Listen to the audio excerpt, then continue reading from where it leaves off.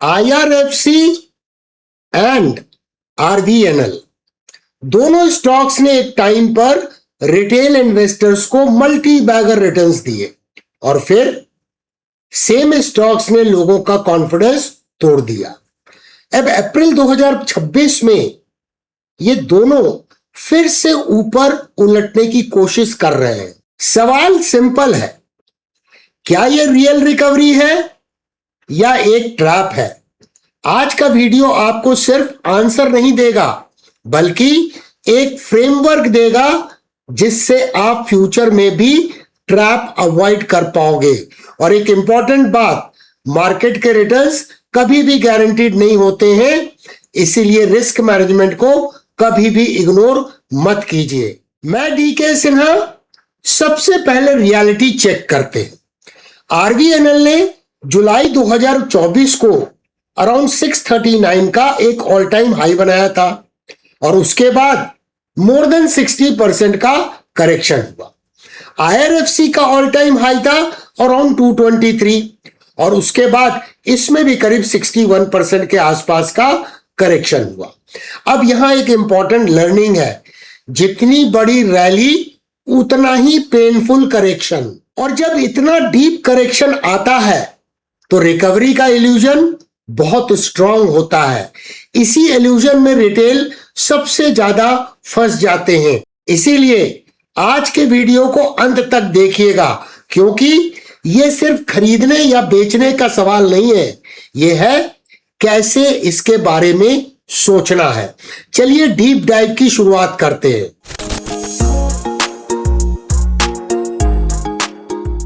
सबसे पहले इन दोनों कंपनी के बिजनेस मॉडल को समझते हैं। आईआरएफसी रेलवे का बैंकर है, स्टेबल एन्यूटी टाइप बिजनेस है, low risk but limited upside बस।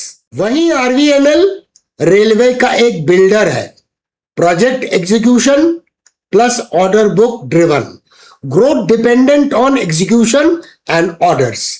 Same sector but completely different DNA. और जब मार्केट इन्हें सेम थीम में ट्रीट करता है तो मिस प्राइसिंग क्रिएट होती है और वही अपॉर्चुनिटी भी क्रिएट करता है और रिस्क भी। अब सवाल, करेक्शन क्यों आया? रैली फास्ट थी, वैल्यूएशन स्ट्रेच हो गया, स्मार्ट मनी ने एग्जिट कर लिया और रिटेल सिर्फ रेलवे थीम है, लॉन्ग टर्म है, एवरेज कर लेते थे। मार्केट बोलता है आप एवरेज करो, मैं और टेस्ट लेता हूं और नीचे गिर के दिखाता हूं। ये ब्रूटल लग सकता है लेकिन यही है रियलिटी। मार्केट आपको रिवार्ड नहीं करता बिकॉज यू बिलीव। आप क्या सोच रहे हैं, मैं क्या सोच रहा हूं, उससे मार्केट को फर्क नहीं पड़ता। मार्केट रिवार्ड करता है बिकॉज स्ट्रक्चर कंफर्म जब होता है तभी मार्केट रिवार्ड करता है। अब फंडामेंटल्स को जल्दी से डिकोड करते हैं सिंपल और प्रैक्टिकल वे में। आरवीएनएल पाई स्टॉक की स्कोर है 5, यानी एवरेज जोन में है। पी इसका करीब 56 है, जबकि इंडस्ट्री का पी रेशियो है 32, तो यानी स्टॉक एक्सपेंसिव नजर आ रहा है। फॉरवर्ड ग्रोथ की बात करें तो नेगेटिव एक्सपेक्टेशन है करीब -12%। तो फिर पॉजिटिव क्या है? स्ट्रॉन्ग ऑर्डर बुक, 87,000 करोड़ की ऑर्डर बुक, 3-4 साल तक रेवेन्यू की क्लियर विजिबिलिटी नजर आ रही है। अब बात करते हैं आईआरएफसी की। पाई स्टॉक की score 8 out of 9, strong fundamentals, P ratio 19 versus industries approximately 13, stable business plus sovereign banking. की स्ट्रेंथ क्या है? 0 NPA since Inception, asset under management 4,75,000 crore, record profits plus improving margin. तो बिग इनसाइट क्या है? RVNL is growth story लेकिन execution risk के साथ। IRFC stability की स्टोरी लेकिन पॉलिसी रिस्क के साथ। तो जब दोनों करेक्ट हुए, रीजन सेम नहीं था, और जब रिकवर करेंगे तो पैटर्न भी सेम नहीं होगा। जल्दी से रिस्क को समझ लीजिए जो अधिकतर लोग इग्नोर करते हैं। IRFC गवर्नमेंट स्टेक डाइल्यूशन का pressure, budget dependency, capex driven moves है। RVNL की बात करें, execution delays, order inflow, sustainability, margin का प्रेशर। मार्केट हमेशा फ्यूचर डिस्काउंट करता है, पास्ट परफॉर्मेंस नहीं। अब सबसे important part, recovery versus trap का डिफरेंस। रिकवरी के केस में स्ट्रक्चर इंप्रूव होता है, स्ट्रॉन्ग ब्रेकआउट आता है और उस ब्रेकआउट का फॉलो थ्रू होता है। इसके बाद जब प्राइस रीटेस्ट करती है तो वो होल्ड करती है। ट्रैप क्या होता है? Sharp bounce without any structure, resistance पर रिजेक्शन, ब्रेकआउट फेल होते हैं और थ्रोबैक भी फेल हो जाता है। एक लाइन मार्केट में हमेशा याद रखिए, फास्ट मूव का मतलब हमेशा अपॉर्चुनिटी नहीं होता है। कंफर्म मूव का मतलब है अपॉर्चुनिटी, लेकिन उसके लिए प्राइस स्ट्रक्चर उस ओर इशारा करने चाहिए। अब एक professional level concept, no trade zone. ये वो एरिया होता है जहां प्राइस कंफ्यूजिंग होती है, ब्रेकआउट फेल होते हैं, इमोशनल डिसीजंस आते हैं रिटेल इन्वेस्टर्स की तरफ से, और सच बताऊं मैक्सिमम लॉसेस यहीं पर होते हैं। अगर आप सिर्फ नो ट्रेड जोन को अवॉइड कर लो, आपकी प्रॉफिटेबिलिटी ड्रास्टिकली इंप्रूव हो सकती है। ये लाइन हमेशा के लिए सेव कर लीजिए। मार्केट में 3 टाइप की थिंकिंग, बड़ी डेंजरस टाइप्स के ट्रैप होते हैं। ये पहले हाई पर था, अब सस्ता है, अब तो ये गिर गया है, अब ऊपर ही जाएगा, मिस हो गया तो क्या करूंगा, स्टॉक का पीछा करना, फोमो में आ जाना। मार्केट किसी का वेट नहीं करता, बट डिसिप्लिन ट्रेडर हमेशा वेट करता है।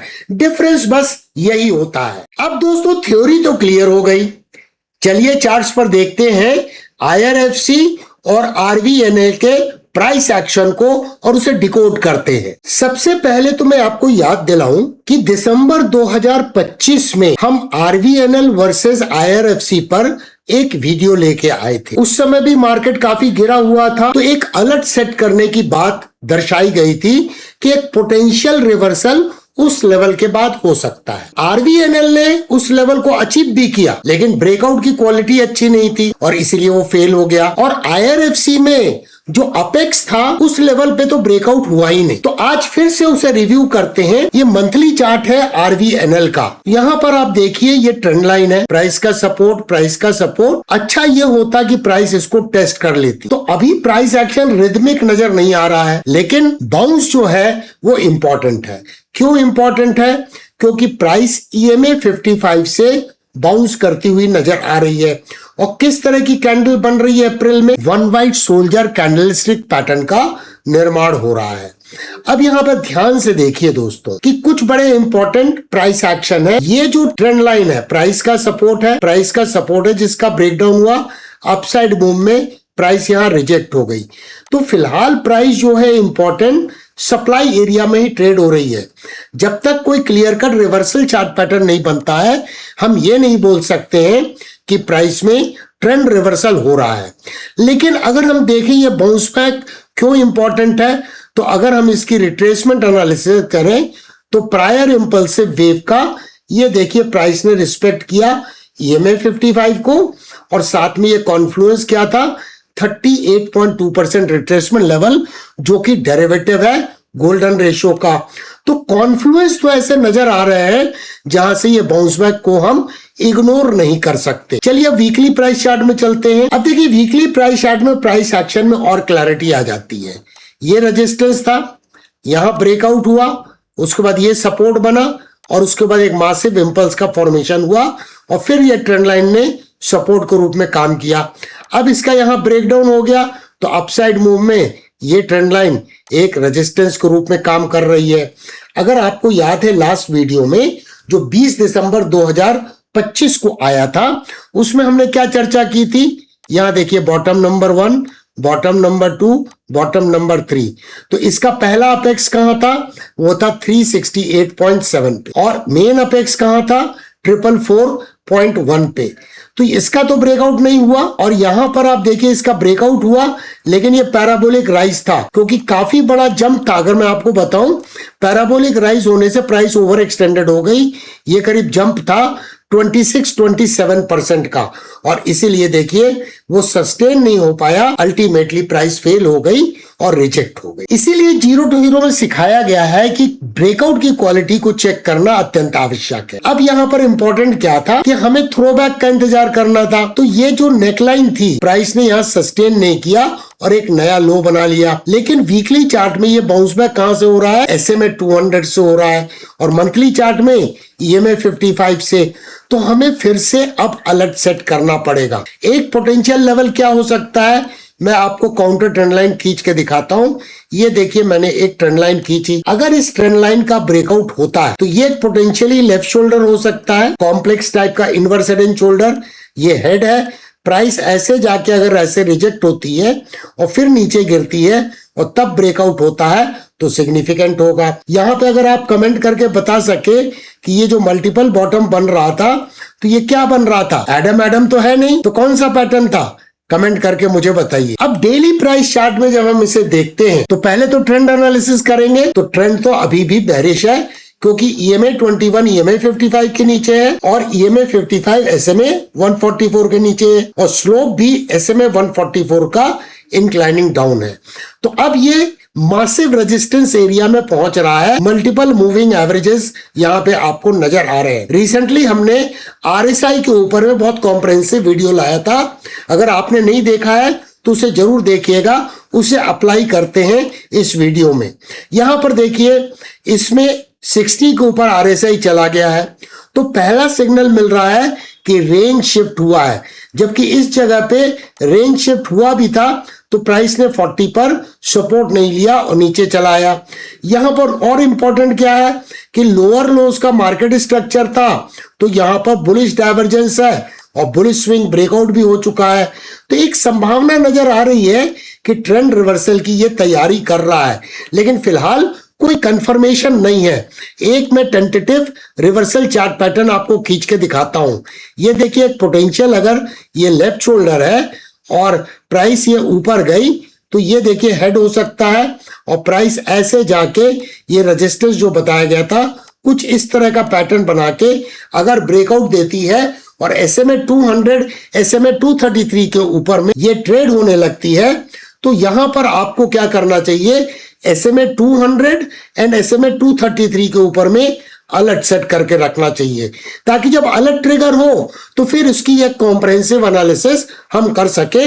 आप आके इस वीडियो में कमेंट कीजिए, हम फिर से नया वीडियो बनाने का आपसे वादा करते हैं। अब हम IRFC के प्राइस चार्ट को देख रहे हैं मंथली टाइम फ्रेम में। यहाँ पे प्राइस एक्शन थोड़ा सा रिदमिक नजर आ रहा है in comparison to that of RVNL। यहाँ देखिए, प्राइस ने सपोर्ट लिया, प्राइस ने यहाँ फिर सपोर्ट लिया, और उसी सपोर्ट से इस बाउंस बैक नजर आ रहा है। और अप्रैल की कैंडल, ऑल्दो अप्रैल का महीना अभी समाप्त नहीं हुआ है, लेकिन one white soldier candlestick pattern बनने की संभावना नजर आ रही है।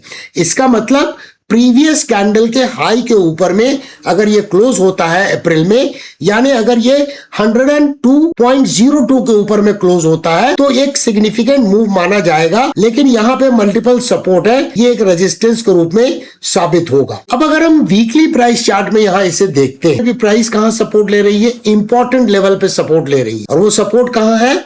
SMA 200 एंड SMA 233 का जोन, जो बहुत सिग्निफिकेंट जोन है from the price action point of view. इसके अलावा रेजिस्टेंस कहां ले रही है?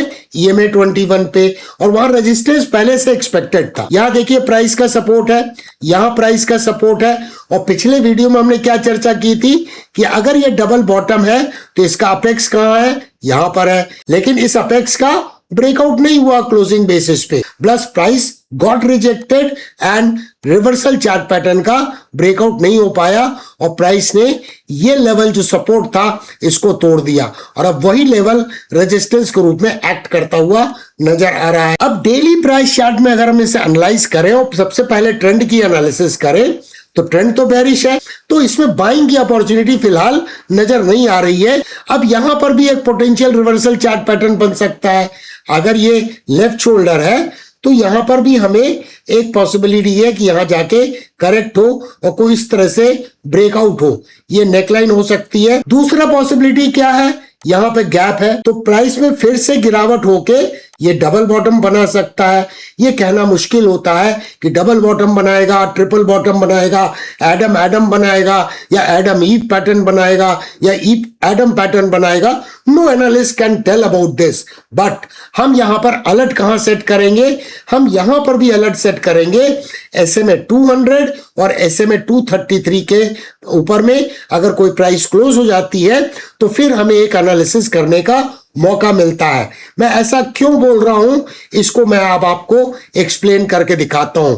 मैं काउंटर ट्रेंड लाइन खींच रहा हूं, ये देखिए काउंटर ट्रेंड लाइन थोड़ा सा ऊपर है ये दोनों मूविंग एवरेज के। तो अगर इसका ब्रेकआउट होता है तो ये भी हो सकता है इस काउंटर ट्रेंड लाइन का ब्रेकआउट हो और तब आपको ये लेफ्ट शोल्डर दिखाई दे, ये हेड दिखाई दे, क्योंकि प्राइस ऐसे जाके ऐसे कुछ इनवर्स हेड एंड शोल्डर का फॉर्मेशन कर सकती है।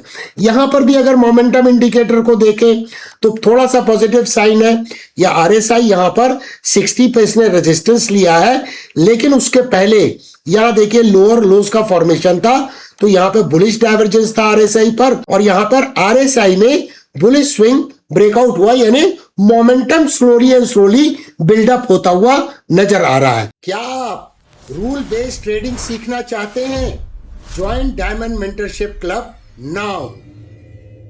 चार्ट्स की एनालिसिस करने के बाद एक चीज बिल्कुल क्लियर, मार्केट सिग्नल देता है, लेकिन क्लैरिटी तब मिलती है जब हम वेट करते हैं कंफर्मेशन का। अभी सबसे इंपॉर्टेंट है जल्दी नहीं, सही डिसीजन लेने का, प्रिडिक्शन नहीं, कंफर्मेशन की जरूरत है। अब आपका होमवर्क, जो लेवल्स मैंने चार्ट्स पर आपको बताए हैं या जो मूविंग एवरेजेस आपको बताए हैं उस पे अलर्ट सेट कीजिए। वापस फिर इस वीडियो पे आप आइए, कमेंट कीजिए, अलर्ट ट्रिगर हुआ है तो कमेंट करके बताइए। मैं आपसे वादा करता हूं कि मैं फिर एक कॉम्प्रहेंसिव एनालिसिस का वीडियो बनाऊंगा। क्या आपने अलर्ट सेट कर लिया है? कमेंट करके मुझे बताइए। अगर आपको अर्ली ट्रेंड रिवर्सल समझना है, RSI एक पावरफुल लीडिंग मोमेंटम इंडिकेटर है। मैंने रिसेंटली एक वीडियो बनाया है, RSI myths 5 signals traders miss before big moves. Link description में है, जरूर देखिएगा। Keep learning from zero to hero playlist to stay ahead. Remember, knowledge precedes wealth. मिलते हैं अगले वीडियो में, तब तक डिसिप्लिन बनाए रखिए। जय हिंद।